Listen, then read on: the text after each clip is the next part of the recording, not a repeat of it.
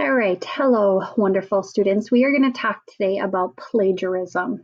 In a lot of your classes, you are being asked to cite evidence, so I want to make sure that you know how to do this appropriately so that you are not getting in trouble citing and taking other people's work. So we're going to talk about plagiarism today.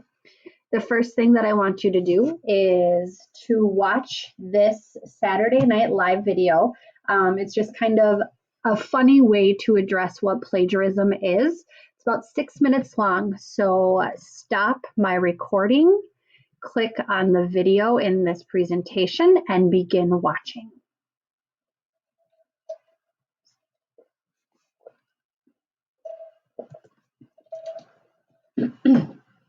All right, to show you how to cite, on the screen here, I have taken this word for word from dictionary.com.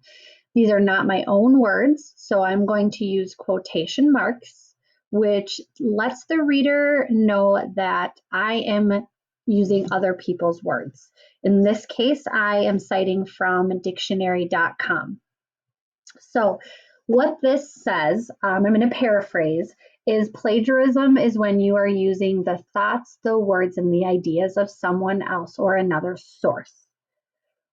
In other words, you are not using your own thinking. You are copying, you are pasting, you are taking information from something else. Is this wrong? It's not wrong if it is done correctly. So I'm going to show you guys how to properly cite evidence so that you will not be caught plagiarizing, because this can lead to referrals, this can lead to expulsions from school, this can lead to problems with the law. So we just really want to make sure that you're doing this so you're not getting in trouble. So here are two ways you can do this. If you're going to take information directly from a source, you need to give the author credit by whatever words you use from the source. You're going to use these quotation marks. And then you need to say where the information is from and who said it. The other way is to paraphrase. So this is where you take information from a source, but you put it into your own words.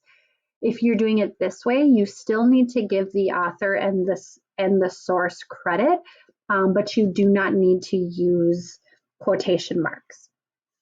So I will show you how to go about doing this. I have an article here that I read with students a while ago. It's pretty interesting. It's called Chocolate from Children.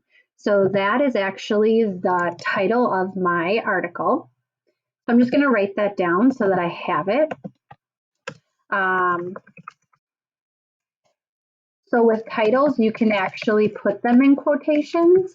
Otherwise, you can italicize them, which would be if you just highlight the title and then click on the I here, it italicizes it. That lets your readers know that that's the title of your article. The next thing is we want to know who actually read this and when they did it. So our author is Deb Dunn. And this was written in 2013. Whoops. Just make sure I did that right. Yep. Okay. So as we read, we are actually going to be looking to answer this question here. We want to know the lives of children who picked cocoa beans. Okay. So here's where we're going to make our inferences. We are going to find evidence of what they maybe did, but we might have to say life was horrible, life was wonderful, life was dangerous. And then we're going to have to say why. And that's where our evidence is going to come in from what we read. So we'll just begin reading. This is pretty short. And then I'll kind of show you how to go about citing this. All right. So have you had some chocolate recently? Most Americans eat about 12 pounds of it each year. But many people don't know that children in West Africa pick most of the world's cocoa beans. Cocoa is the main ingredient in chocolate. People who buy chocolate are becoming more and more worried about child labor. Imagine this. 10-year-old Sameta lives in Kuwait, in the Ivory Coast, a country in West Africa.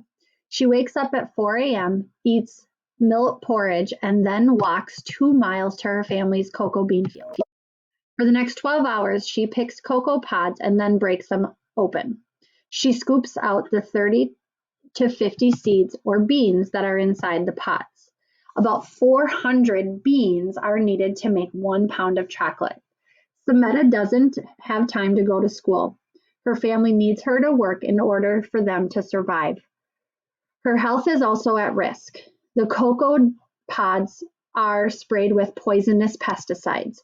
She also uses a knife with a long, sharp blade when she works. This is not a story from long ago. This is happening right now. Every day in Ivory Coast, Ghana, Nigeria, and Cameroon, about 300,000 children pick cocoa beans that will be sold to big chocolate companies.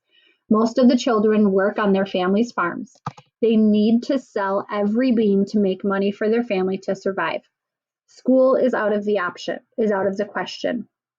Worse, about 6,000 of these children are slaves.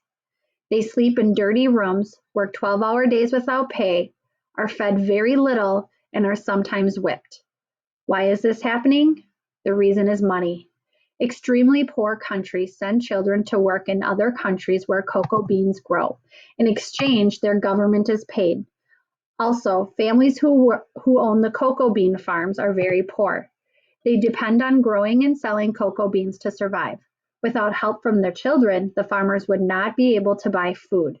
Big chocolate companies pay farmers a very low price for their cocoa beans. Most farmers earn only between $30 and $100 a year total. In 2001, the US government created an international agreement with major chocolate companies. It said that chocolate companies should help eliminate child slavery and child labor by July 2005. So far, however, the agreement has not ended child slavery and child labor.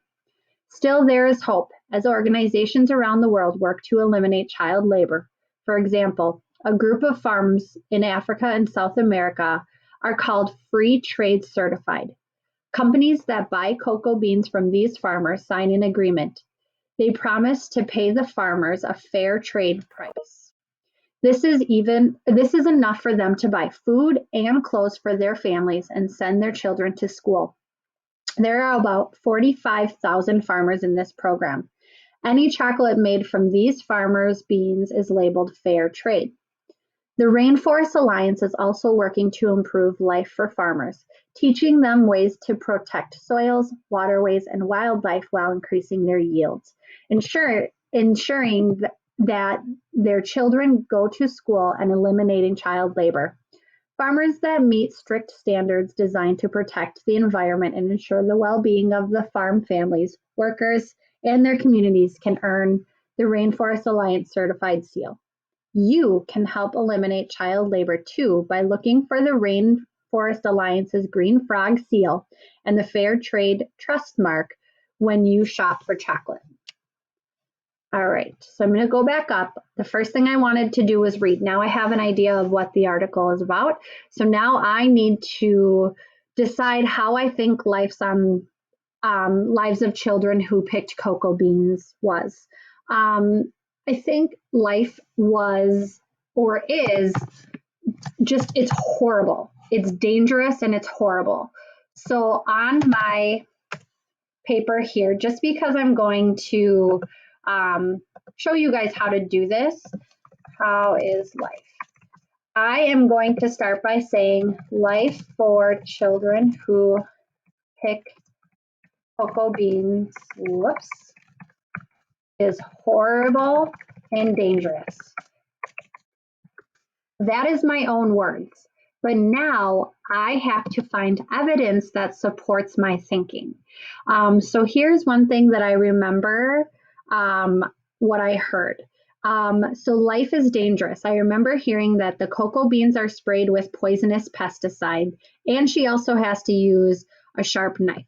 So the first thing that I'm going to do is I'm going to copy this because I do plan on using this in my works. Life is dangerous because, actually I'm going to rephrase this.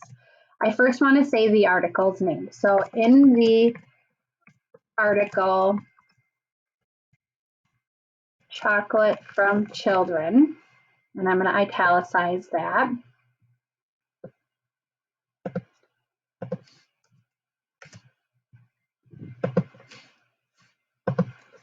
It says,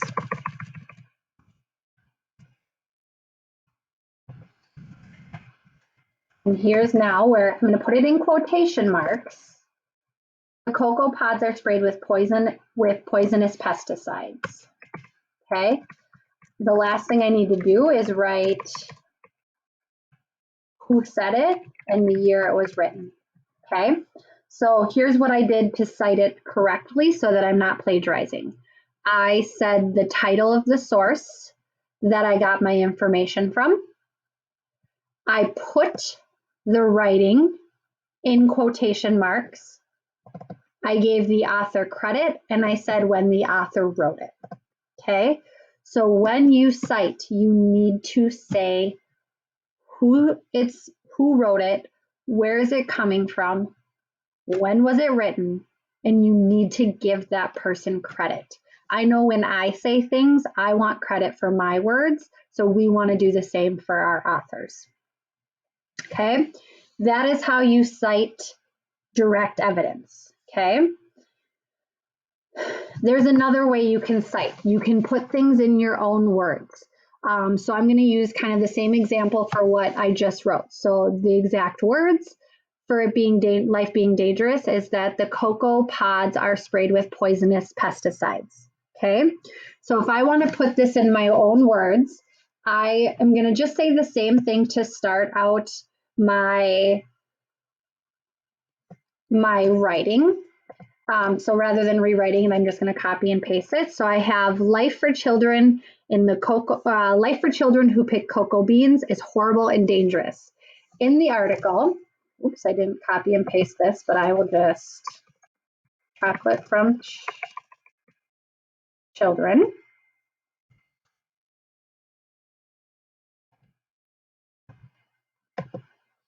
Come on.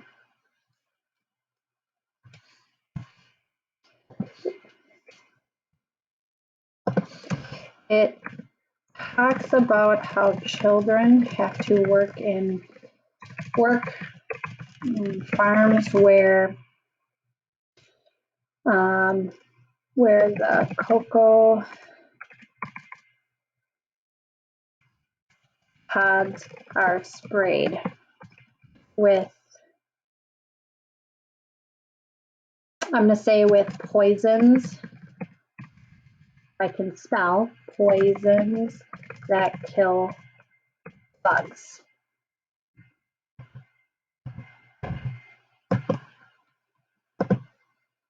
Okay, so I still said the same thing about poisonous pesticides, but I put this in my own words. I still have to say who said it and when, but because it's my own words, I do not have to put it in quotation marks. Okay, so if we look at the two different options for citing, the first one, you give the author credit for their work. If you're using exact quotes, you need to use quotation marks and you need to say who said it and when they said it. If you're paraphrasing it, you still give the author credit by saying their name when they said it. But if you're putting it in your own words, then you don't have to use quotation marks. I hope this is helpful. Reach out to any of your teachers for help, and trust me, we are all here to help you be successful. Have a great day.